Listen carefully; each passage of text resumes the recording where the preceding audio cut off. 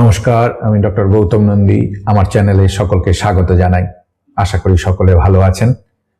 বন্ধুরা, 1971 সালে যখন ভারতীয় সেনাবাহিনী ঢাকার রেসকোর্স ময়দানে পাকিস্তানকে আত্মসমর্পণ করতে বাধ্য করেছিল, তখন শুধু একটা দেশের জন্ম হয়নি, বরং দক্ষিণ এশিয়ার মানচিত্রে ভারতের এক বিশ্বস্ত মিত্রের জন্ম হয়েছিল।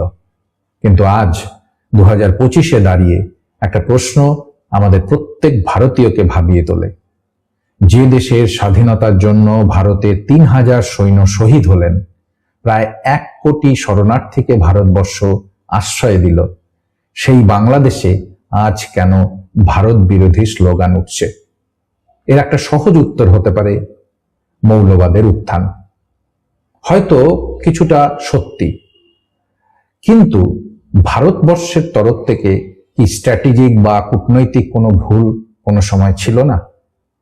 আজকের এই ভিডিওটিতে আমি এইরকমই 5টি ঐতিহাসিক ভুল নিয়ে আলোচনা করব। ভিডিওটি আপনারা সম্পূর্ণ দেখবেন এবং এই সম্বন্ধে আপনাদের মতামত অবশ্যই কমেন্টে জানাবেন। তাহলে চলুন শুরু করা যাক।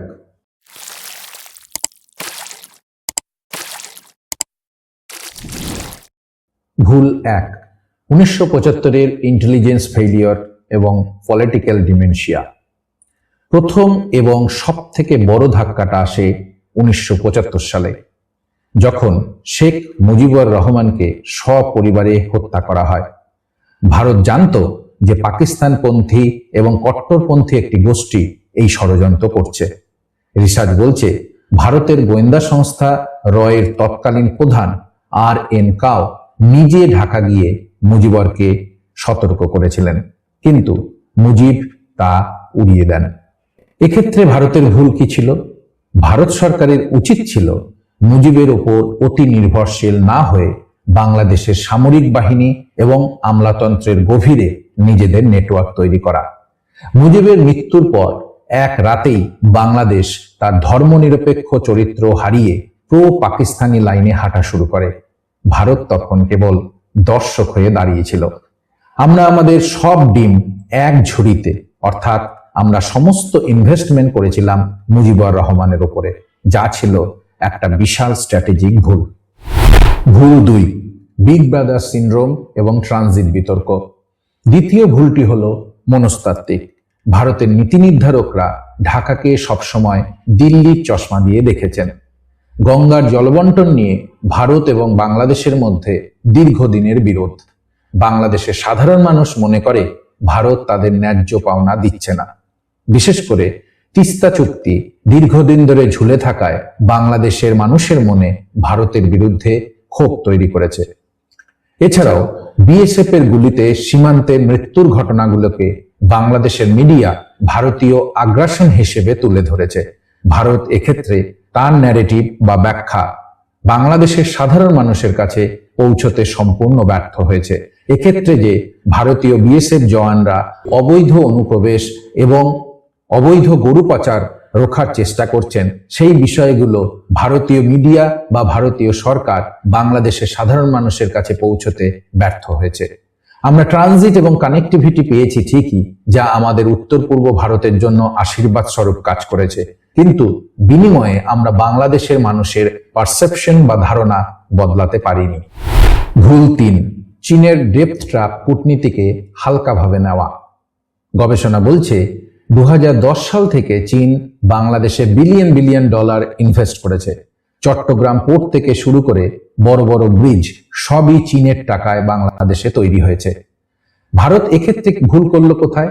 ভারত যখন ঐতিহাসিকভাবে আমরা তোমাদের স্বাধীন করেছি এই আবেগ নিয়ে বসেছিল, চীন তখন ব্যাগে করে টাকা নিয়ে হাজির হয়েছে। বাংলাদেশ একটি উদীয়মান অর্থনীতি ছিল, তাদের পরিকাঠামো দরকার ছিল। ভারত তার প্রতিবেশী দেশে চীনের এই অর্থনৈতিক প্রবেশকে শুরুতে গুরুত্ব দেয়নি। আজ পরিস্থিতি এমন যে বাংলাদেশের সামরিক সরঞ্জামের প্রায় 70 থেকে 80% আসে চীন থেকে।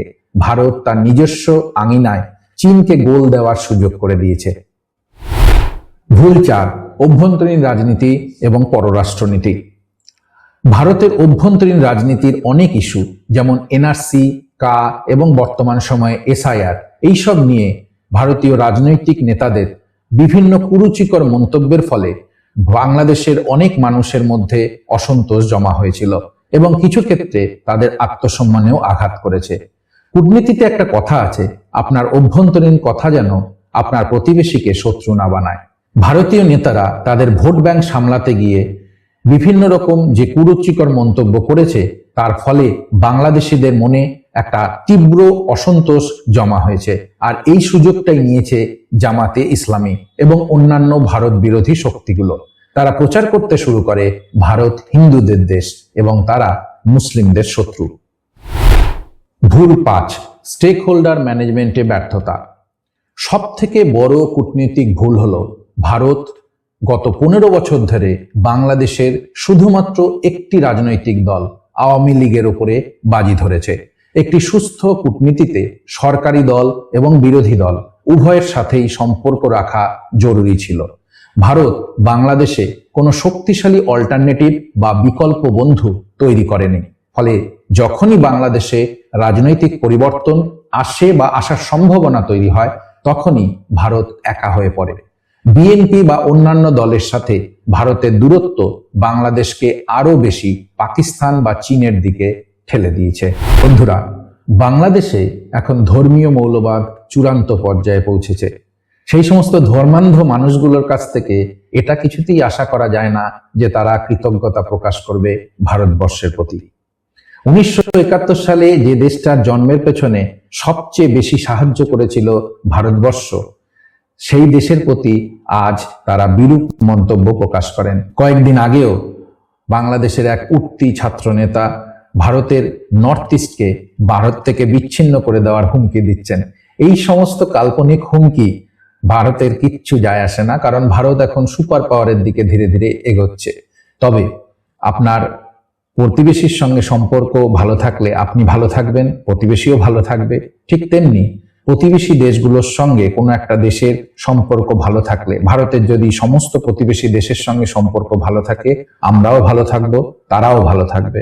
তাই এই ব্যাপারটা, এই স্বার্থ দেখেই আমাদেরকে বাংলাদেশের সঙ্গে যতটা সম্ভব স্বাভাবিক সম্পর্ক বজায় রাখতে হবে।